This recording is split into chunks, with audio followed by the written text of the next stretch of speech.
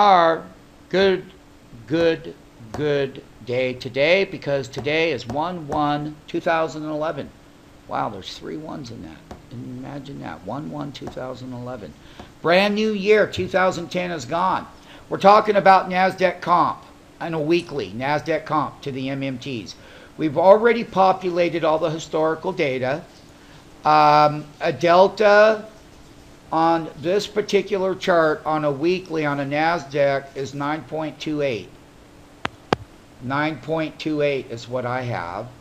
So that means that when we do it, we're going to go in here and we're going to look at, on the Nasdaq Comp, we're going to look at 5 deltas up and 5 deltas down. 5 negative down is 25.86. 4 down is 25.99. 3 down is 26.12.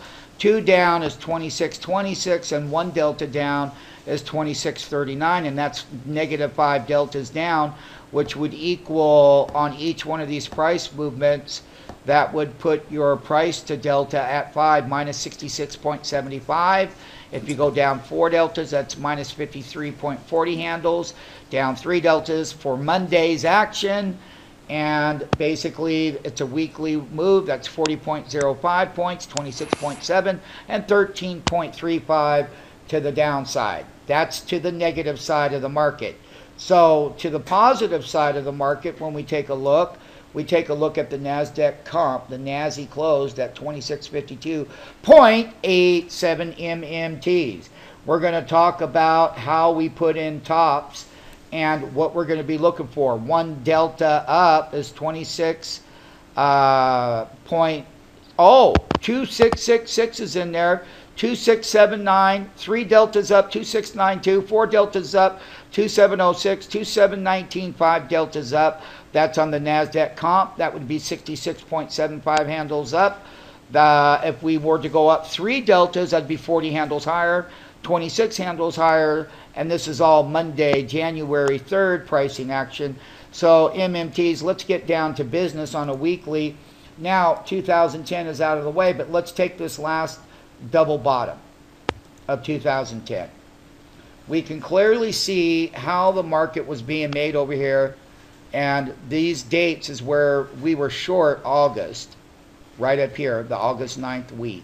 We came all the way down to this bottom and put that bottom in on this week right here. Then we decided on 8:30 was the final bottom of that test. We started with the weekly buy action, and we've never looked back since. Now we're going into a very overbought situation, because we are. The Nasdaq Comp is overbought right along with the rest of the indexes, but it's a new year, and last January we had reversals right away. The last 4-week pattern, this is what we call a weekly reversal bar right here.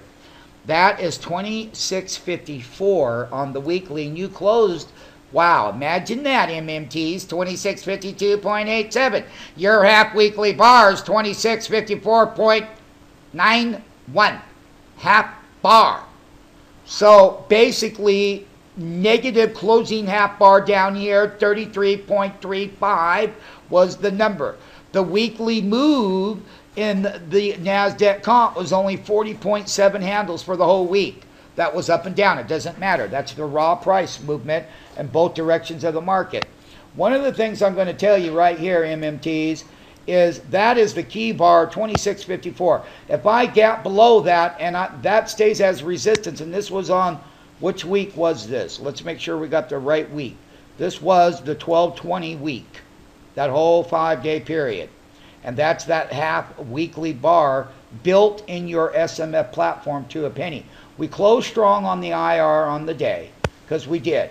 And these numbers will populate for you on Monday. So a close below that support level over here, this is 2611.75, half of that bar. This is the breakout bar of 2541. You closed 77 handles above the previous one. That was extremely bullish right there. That's your lower support level of 2541. Remember, that would be a 100-point correction down to there. And one delta is not, that would be almost a little over 10 and a half or 10 and a quarter deltas or something like that.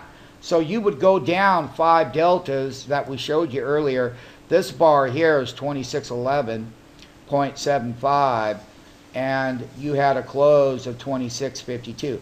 That's the support level below the market. The upper end of the resistance, though, is if I don't close and consolidate above that weekly 2654.91, that's not that far away. They could easily do that and make a bull breakout. So we would look at what kind of moves that we're going to take on this Nasdaq 100. The leaders are like Google, Apple, Baidu, Netflix, and there's other ones in there in the retail. It's the broader Nasdaq Comp, but the leadership in each sector is what powers this thing. So it's not like the NYSE that trades a little different, but nonetheless, MMTs. What we're going to be what we're going to be focusing on is just this part of the move. Half of this bar right here. That's this one right here. And that's 25.41 on the low. This half bar is 26.11. This half bar here just so happens to be 26.32, by the way. This one does. And we're right about there right now. That's that lower drop down. This half bar, though, oh my goodness, back to the 26.54. If that's resistance and we get volume bar, negative volume bars that start like this on a daily and a 16 and 15 minute, then we know what the weekly is going to end up looking like. So we know the support levels. We know the upper resistance levels at 3 deltas. That's a little over on Monday, Monday, January 3rd, 2011. That's the weekly chart on the Nasdaq Comp. MMTs, this is that daily chart now.